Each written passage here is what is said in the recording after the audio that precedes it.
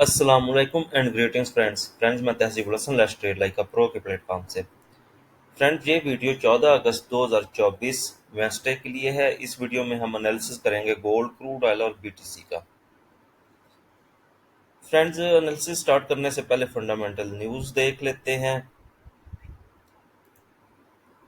Wednesday वाले दिन USD के रिलेटेड हाई इम्पैक्ट न्यूज़ हैं। 3 पाकिस्तानी वक्त के मुताबिक 5:30 पर कोर सीपीआई मंथली और CPI yearly. Consumer price index बहुत ही अहम डेटा, किसी भी कंट्री की इन्फ्लेशन देखने के लिए, उसका अफरात ज़र देखने के लिए ये एक पैमाना होता है। CPI NFP mean non farm payrolls, ये दो ऐसे डेटा हैं जो मार्केट को किसी भी डायरेक्शन में ले जा सकते हैं, ट्रेंड रिवर्सल कर सकते हैं। न्यूज़ टाइम में एहतियात करनी होगी, लेकिन सीपीआई न्यूज़ का ये रहता है कि मार्केट सारा दिन रेंज बाउंड रहती है और डेटा के टाइम यूएस सेशन में ही मार्केट अपना मूव दिखाती है। कल भी चांसेस यही है कि गोल्ड मार्केट रेंज बाउंड रहे दिन में और यूएस सेशन ओपन होते ही 5:30 पर मार्केट कोई अपना मूव दिखाए। चांसेस यही हैं जो फोरकास्ट है कि इसमें डॉलर स्ट्रांग होता हुआ नजर आ रहा है। As per forecast market cell आ सकती है और मार्केट ऑलरेडी ओवरबॉट है due to some geopolitical reasons. Geopolitical news पे नज़र डाल लेते हैं। ईरान ने बयान दिया है, उनके 3 सीनियर ऑफिशियल ने बयान दिया है कि only Gaza ceasefire will delay retaliation. Iranian officials 3 senior ईरानी ऑफिशियल्स ने बोला है कि सिर्फ और सिर्फ गजा में सीज फायर ही ईरान का इसराइल पर जो डायरेक्ट अटैक का मंसूबा है उसको डिले कर सकती है। मतलब इस बयान में भी आप देखें कि वो सिर्फ डिले का कह रहे हैं, रिटेलिएशन उनने करनी है। लेकिन ये भी न्यूज़ किसी हद तक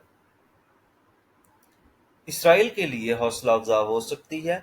कोई सीज फायर की बातें चलें, कुछ कंट्रीज इन्वॉल्व हों, और अगर ऐसा होता है, कोई सीज फायर का मुआहदा होता है, तो गोल्ड और क्रूड ऑयल खासकर ये 2 पेयर्स नीचे आ सकते हैं।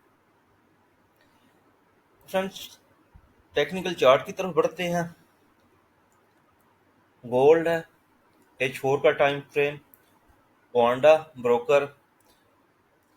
मैं ब्रोकर लाजमी मेंशन करता हूँ, रीज़न ये है कि डिफरेंट ब्रोकर्स पे H4 की कैंडल डिफरेंट शेप में बन रही होती है। मतलब अगर आप ये देखें कि यहाँ पे बुलिश इनगल्फिंग बनी हुई है H4 में ओंडा पे, अगर आप 8 कैप पे देखें या एक्सनेस के चार्ट पे देखें तो यहाँ पे बुलिश इनगल्फिंग नज़र नहीं आएगी और सिर्फ ये बियरिश इनगल्फिंग नज़र आएगी।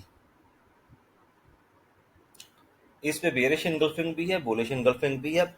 अब बात कर लेते हैं कि 13 तारीख के एनालिसिस में मैंने क्या बोला था। ये बाय का जोन दिया था 2452 और 2441 2442, $10 का जोन था। जोन मेरे नॉर्मली इतने $10-12 के जोन होते हैं, ऑलमोस्ट कंफर्म होते हैं गोल्ड और बीटीसी के लिहाज से। क्रूड ऑयल कभी कभी मेरे साथ हाथ कर जाता होता है। बाकी ऊपर से ये मैंने सेल का जोन दिया था, यही बोला था कि 52 और 56 से सेल आ चुकी हुई है मार्केट, वहां से 2457 लगाने के बाद 2445 लगा चुकी है और फिर दोबारा इस जोन में आई है। तो अब इसको लिक्विडिटी के ऊपर रखेंगे इस जोन को, और डेली टाइम फ्रेम में ये भी बताया था कि इस ट्रेंड लाइन के ऊपर रखेंगे, इसको टेस्ट करके मार्केट नीचे आ सकती है। और मार्केट सुबह यहाँ से सेल आई 2477 लगाने के बाद मार्केट 2458.5 पे वापस आई। ये बाय का जोन मैंने रिट्रेसमेंट के लिहाज से दिया था, तब मार्केट 2470 पे थी और जोन थोड़ा सा इसी वजह से नीचे रह गया। मार्केट ऊपर $60 गई, जोन थोड़ा सा ऊपर आना चाहिए था, मार्केट फिर थोड़ा सा ऊपर से बाय की तरफ गई।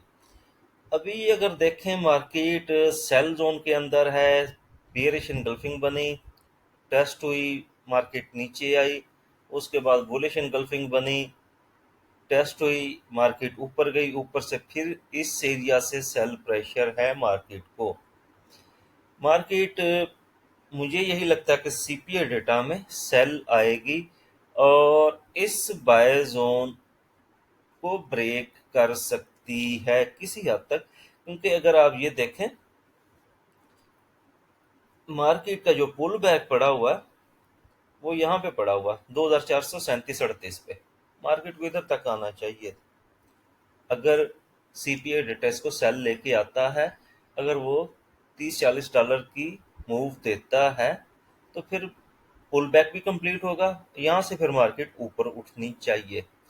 रिट्रेसमेंट के लिहाज से ये लेवल अब भी 50 और 60% फीबो के लेवल पे पड़ा हुआ है, वैलिड है, लेकिन सीपीए डेटा है, इस एरिया से कंफर्मेशन के बाद बाय करेंगे। अदरवाइज इस पुल बैक के बाद यहाँ से हम बाय करेंगे 2437-38 इस एरिया से।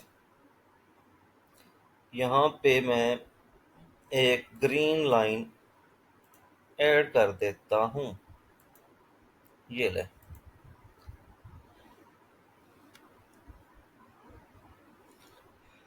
अगर मार्केट ये सेल जोन ब्रेक करती है तो डेली टाइम फ्रेम में मैंने पहले भी बताया था कि फिर अपर ट्रेंड लाइन तकरीबन ये इस टाइम अगर कल मार्केट इधर जाती है 2500 के लगभग है, यहाँ से फिर सेल फाइट करेंगे। अगर यहाँ से रिजेक्शन लेती है मार्केट, इस ट्रेंड लाइन को टकरा के नीचे आने की कोशिश करती है तो सेल आएगी। अगर इसके ऊपर निकल जाती है और H4 की कैंडल क्लोजिंग ऊपर देके और अगली कैंडल टेस्ट होने के बाद ऊपर जाती है तो फिर सेल का कोई चांस नहीं है भाई मेरे। सेल जोन ये रहा दूसरा ऑप्शन, फिर मैंने बता दिया 2500, और बाय का फर्स्ट ऑप्शन, सेकंड ऑप्शन, दो सेल के ऑप्शन, दो बाय के ऑप्शन बता दिए। अब कंफर्मेशन लेनी है, मार्केट का जो मूव होगा उसको एग्जॉस्ट होने देना है, रिवर्सल का वेट करना है। अगर रिवर्सल में ट्रेड लेनी है, अगर आप ट्रेंड में बैठना चाहते हैं तो ट्रेंड में बैठें, well and good, buy trend है। लेकिन अभी मार्केट जिस पोजीशन पे खड़ी है यहाँ पे कोई सेल या बाय रिकमेंड नहीं की जा सकती, और करीब करीब एक बेरिश और एक बुलिश एनगल्फिंग पड़ी है। मतलब मार्केट बता रही है कि कल ये सारा दिन आपको खपाएगी। मे भी कोई फंडामेंटल जियोपॉलिटिकल इवेंट कोई ऐसा ना आ जाए कि मार्केट मूव कर जाए, अदरवाइज मार्केट चांसेस यही है कि रेंज बाउंड रहेगी, यूएस सेशन में ही मूव करेगी। नेक्स्ट पेयर क्रूड ऑयल पे ये सेल का जोन दिया था मैंने, ये ब्रेक हुआ फंडामेंटली, इसको मैंने टर्न कोड सप्लाई बताया, मार्केट बताया कि यहाँ दोबारा इस जोन में आती है तो यहाँ से बाय करेंगे, और मार्केट यहाँ से आके बाय गई। मतलब 2000 सॉरी अभी गोल्ड ही माइंड में अटका हुआ है, 77.8 लगाने के बाद 78.58 लगाया इसने, उसके बाद दोबारा नीचे आने लगी। रीज़न ये कि ये एक H4 की सप्लाई थी जिस पे ये जोन ड्रा किया था, इसको फंडामेंटल ने ब्रेक तो किया लेकिन सिर्फ लिक्विडिटी ली इसकी, मार्केट दोबारा सेल आ गई। अभी मार्केट यहां से ऊपर गई, इसने कोई पुल बैक नहीं लिया, ये pull back valid pull back बन रहा है, ये एग्जैक्टली फीबो के 50% रिट्रेसमेंट लेवल पे है। अगर मार्केट यहां से ऊपर जाती है तो ये फिर 80 वाली साइड पे जा सकती है। यहाँ पे बेरिश इनगल्फिंग का सेटअप पड़ा हुआ है 78 से लेके 78.7 पे। यहाँ से थोड़ी बहुत रिजेक्शन मिल सकती है, मार्केट ऊपर जाएगी। कल पाकिस्तानी टाइम के मुताबिक 7:30 पर क्रूड ऑयल इन्वेंट्रीज का डेटा है, जिसकी फोरकास्ट क्रूड ऑयल सेल की है। लेकिन तवत्तर से इसका जितने भी डेटे हैं सेल की फोरकास्ट के साथ आते हैं, लेकिन जो आउटकम आता है, जो उसका रिजल्ट आता है न्यूज टाइम में, वो बाय का आता है। मार्केट बाय जाती है, लेकिन खातिर खा बाय नहीं जा रही। अभी पुल बैक कंप्लीट कर चुकी हुई है। इसको इसी पोजीशन पे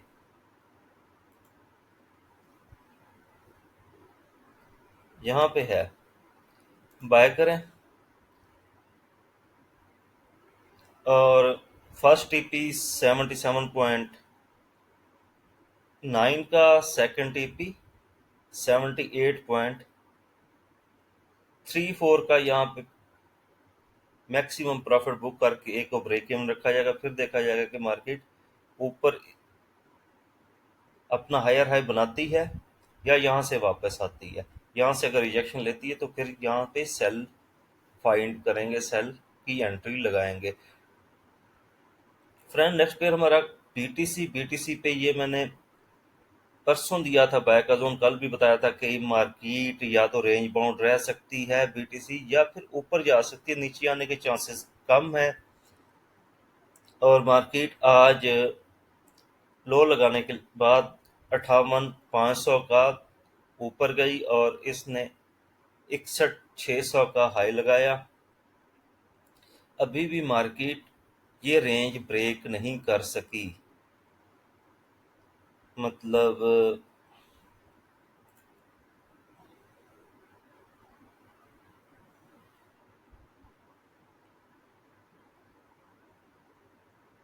जी, कंट्रोल जी कर दूं।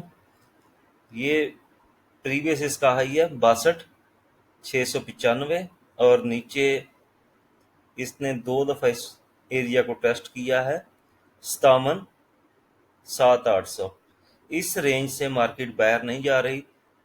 मार्केट जब इस रेंज को 62,600 को ब्रेक करेगी, इवन 62,600 को क्या, ये 61,800 ऊपर टॉप जाएगी, तो फिर ये 64 और 65,000 की तरफ जाएगी और यहाँ से इसकी सेल फाइंड करेंगे। अभी तक अगर आपने डिप से बाय किया तो इसको होल्ड रखें, वरना इस लेवल से बीटीसी की भी सेल या बाय सजेस्ट नहीं की जा सकती। फ्रेंड्स, आज एनालिसिस में इतना ही। अपना ख्याल रखिएगा। अल्लाह हाफिज।